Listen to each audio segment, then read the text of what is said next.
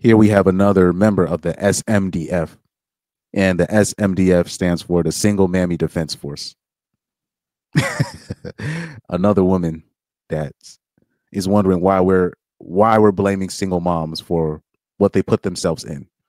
And she's going to argue that single moms didn't choose to struggle and they didn't choose their situation. But let's hear this broad out. Let's hear her out. I'm willing to bet that most single mothers didn't choose to be single mothers. I'm willing to bet they are single mothers because that shit chose them. They're single mothers because it just didn't work out with the person that they had the child with, or that person went ghost. They went absentee. And for some reason, all of the responsibility and all of the, taking accountability falls onto the mother.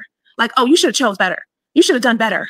Where is this energy for these niggas who keep stepping out, who keep having kids in order to sit women down and control them and then leave? They bounce. There are serial daddies out here. Where's the onus? Where's the responsibility for them? Where's the accountability for them? I'm willing to bet. Here we go again.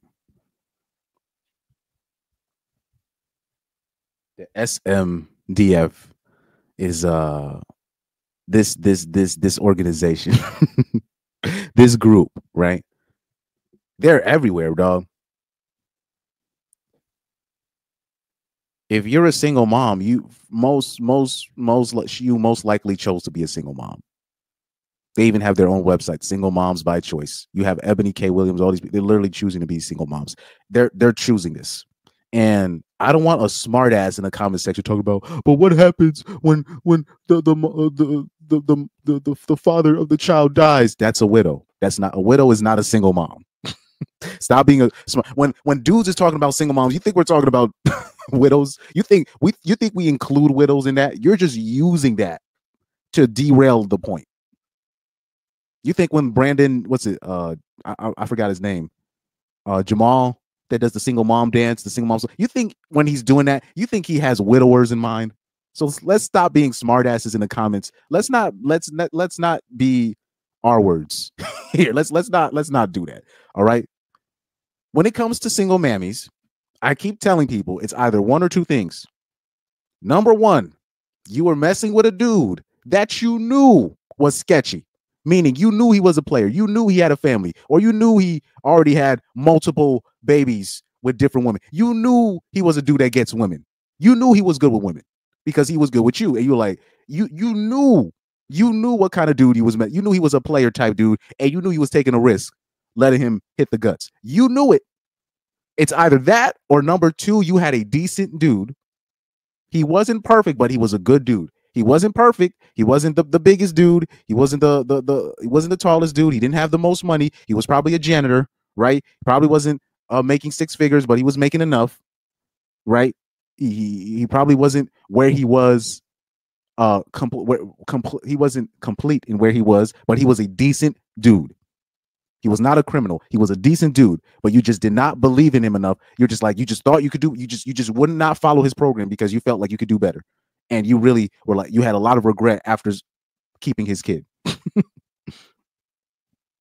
And because of that, you either ran him off, you ran him off intentionally or unintentionally. Either way, you wanted to move on from the guy. It's either one of those two things.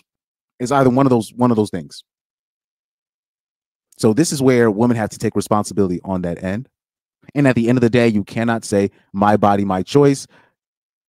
And all this stuff, that all these safeguards, birth control, condoms, all this stuff is under your control. And yes, condoms are under your control because there's a law. If you tell a man to use a condom and he doesn't use it, he can go to jail for that. They even have a law for that. They have a law for if a guy lies about his occupation, which is hilarious. If he lies about his occupation and then you turn and it turns around that he lied about it, you find out, he could go to jail for that.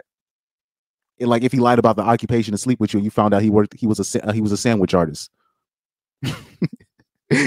So all these safeguards, all these laws, all these abortion rights that they've marched for, all this stuff, and you end up knocked up, but you didn't know. Oh, he tricked. No. They put way too many safeguards for women to be stupid. Let's stop this. Let's stop. There's too much stuff that they put in for it's just too much that they put for you for the single mammy rate to be where it is. There's just too much. Come on. And obviously women will never address this.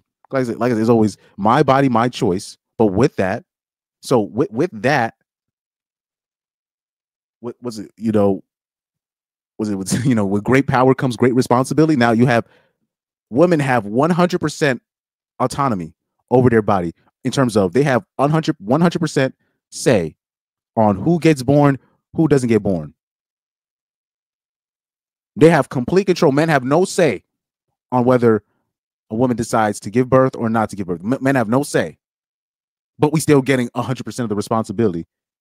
If things don't, if the guy wasn't who he said he was, come on, man, come on. This is why women were not given sexual freedom back in the days, because they knew they couldn't take responsibility of nothing, accountability of nothing.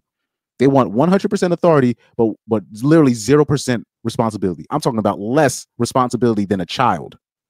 They want 100% authority. That most single mothers didn't choose to be single mothers. I'm willing to bet they are single mothers because that shit chose them. They're single mothers. No. They chose to be single mothers. They chose to struggle because it just didn't work out with the person that they had the child with, or that person went ghost. They went absentee. And no, in a situation, like I said, in a situation like that, women have to take responsibility. You got to ask, where did you meet this guy? Because like I said, all you got to do is ask the woman 2 or 3 questions and their whole victim story will fall apart right in front of your eyes.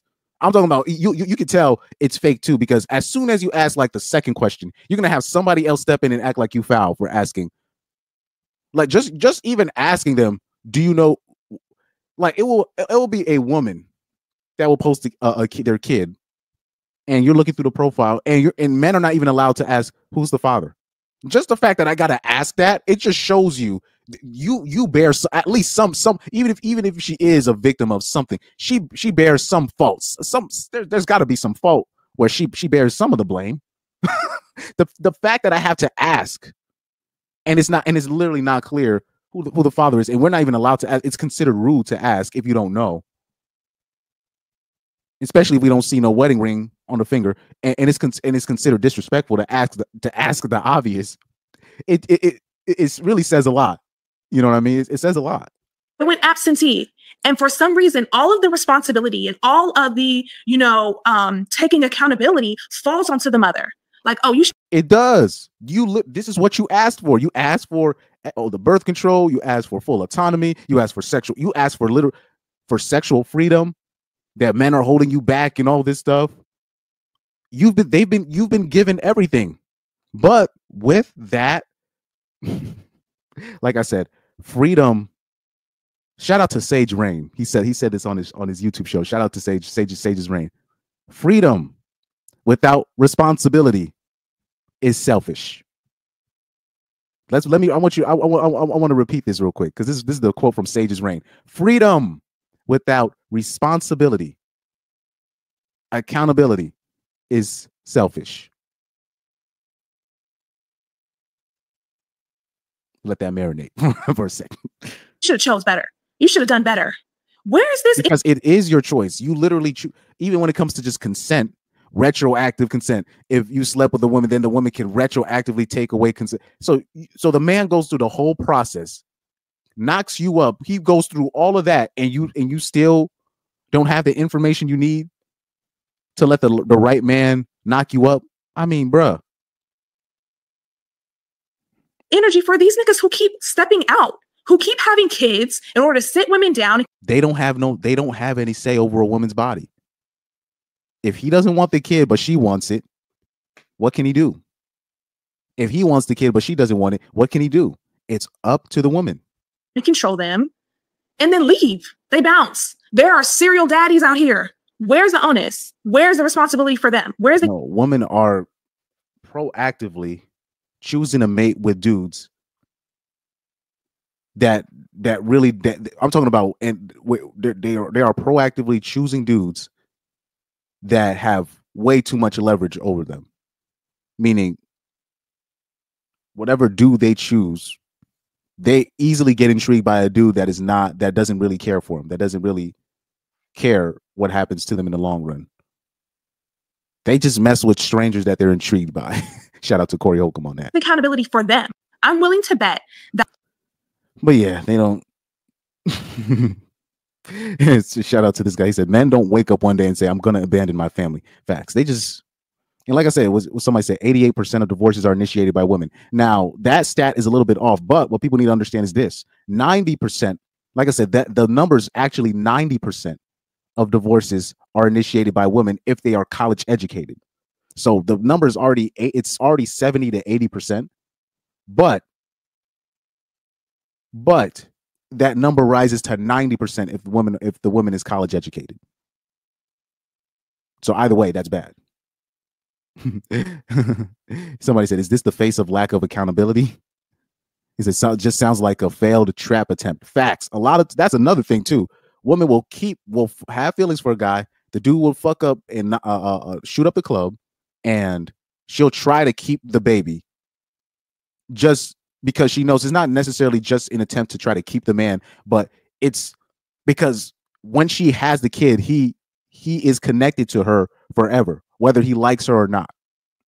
So that's why they'll keep. It's not necessarily just to keep a ninja baby. It's because when she has the kid, the dude has to stay around forever. He's connected to her forever. That's why they keep the baby, because they will not be able to get over that she was just a jump off, and her keeping the kid is almost like a punishment to the guy for her being a jump off. for him seeing her as a jump off and not nothing more.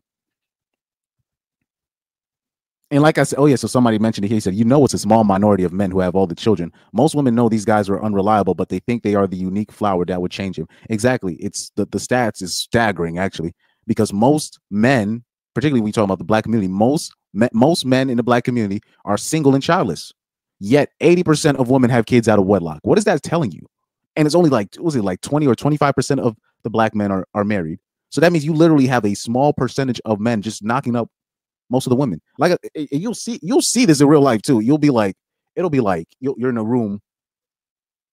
This has happened to me recently, where it's a room. It's like 4 musicians in a room, but there's this one musician. He has 5 kids with different women, and you're just like, bruh.